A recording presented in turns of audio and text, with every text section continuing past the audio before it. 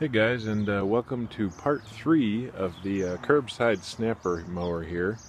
So in the mail I got a new coil, and it did come with quite a long lead on it, so I'm going to trim it down. And it came with some extra tips on it, and the instructions of course on how to install it. And I'm going to reuse the old boot, just because it's in pretty good shape and it keeps it that vintage look that we're going for. So we got that, and we got a new drive cable in the mail from eBay, and we got a new spring, which is from Amazon, I believe, and it's a Briggs part number for that.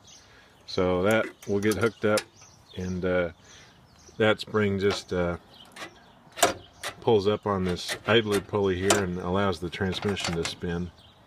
I did just pull up on it while it was running, and it did spin the transmission, but it was missing this tensioner spring right here. So I took this one off of a donor mower that I got, and it did run the drive system, so that's always good. But it does look like it's going to need a new boot, and I'm going to have to clean up that disc, and we'll get into all that later. But for now, we're just patching things up with the engine here. I did order a new throttle cable, however it's coming from Florida, so it'll probably be a while before it comes here. And I also got a new little clip that goes on the housing here that allows the throttle cable to move your idler here. But when you go to just have it running, it kind of likes to drift wherever it likes to. So for now I'll probably take one off of one of the other snappers just to get it running and maybe cut some grass for us this weekend. So let me snip this coil wire here and get that all patched up, and we'll go from there. Alright, so we cut our coil wire and we cleaned up the boot, stuck it back on there, so that looks nice, and it's a lot more secure than it was. So with the routing, it's still going to have to go into this groove, and you don't want it really touching anywhere near the head because it'll get warm. And with the instructions, you're supposed to use this card as the spacer, which is kind of handy. So 10 thousandths is your thickness gauge. So you just put the card between the flywheel and the coil and butt the coil up against it and tighten it down, and you're good to go. So there's that.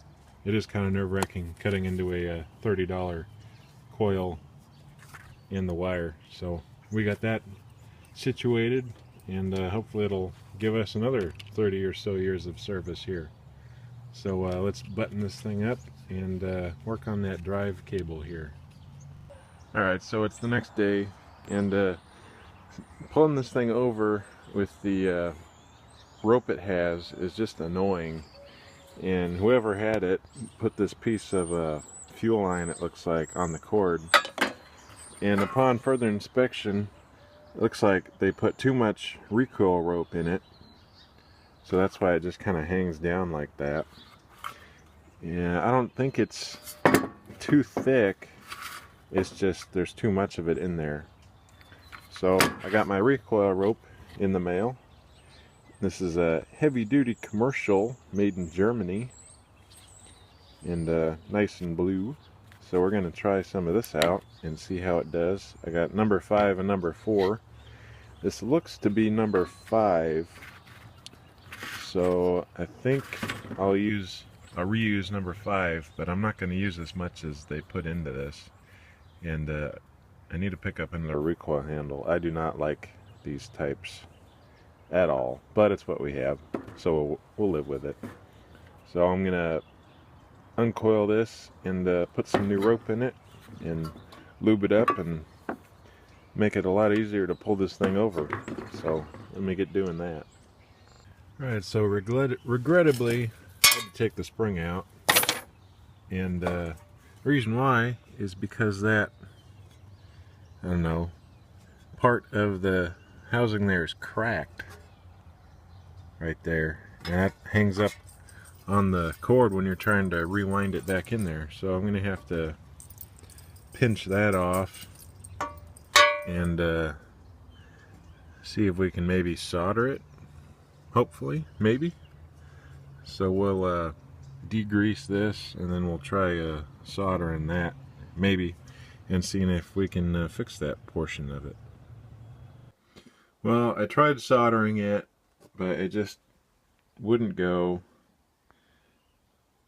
But I think the solution will be to grind that bit coming out of there so there's nothing getting in the way of either side of it, and that way it'll still function as purposed, but it won't get the rope caught up in it. So I'll work on filing that down smooth, and then we'll throw it back together with some new rope and see how it does. Alright, we got it back all together. We got the number 4 rope in it, and it seems to be functioning a lot better. But I did find my compression tester, so we'll do a quick test on this and see the overall health of our engine that we repaired.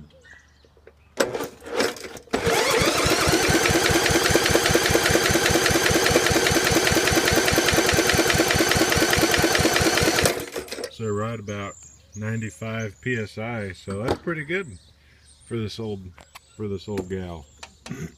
Granted, I should have done it before, after we lapped the valves and did everything, but I didn't really want to have all that stuff go everywhere inside of it. So I'll pop this off and put the cover back on, and we'll see what we get here. New ball time. Tough ball. Was tough. I got a shiny new one.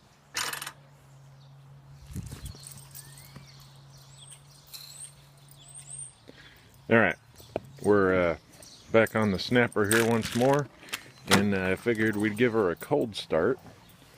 So let me put you guys on your little stand here, and I'll wheel her out, and we'll do a cold start. Isn't that right, buddy? Alright, let's wheel it out. So I did rig up the self-propelled, and I do have a handle coming in the mail for it. And I do need a throttle control, which is still in the mail. But in the meantime, I just kind of rigged this wire up to as my fake throttle control.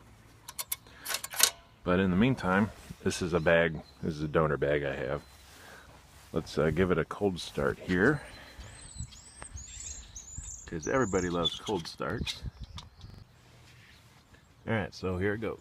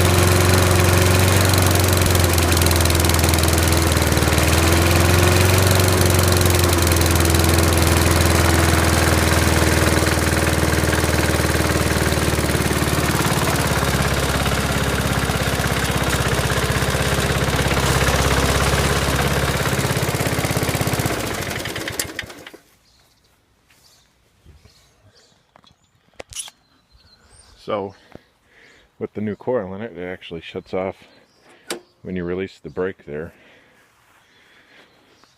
So it's come a long way from where it was. I did notice on the chute here there's a crack in it right there, but I can patch that. But in the meantime, it'll go with the rest of the horde here as a runner. And I might do a mowing video on it once I have my grass growing a little bit more. But in the meantime, it'll just live over here. 1986, 1988, 1974. And then the other two back there. And then the little lawn boy way in the back there. We might do a mowing video on that, because those seem to be pretty popular actually. But for that lawn boy, we'll need a couple other little, I think it needs an air cleaner and a tuning, because it doesn't like to stay running. I can't remember what I did in my last video, but that was just kind of a factor. Here's your ball. So that is the curbside snapper for now, gents. And in the meantime, I need to work on this thing.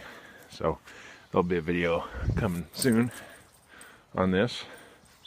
And thanks for watching, guys. And remember to comment, like, and subscribe if you like to see more. And we'll just keep playing ball here for a little bit and breaking in the new ball. So thanks, guys.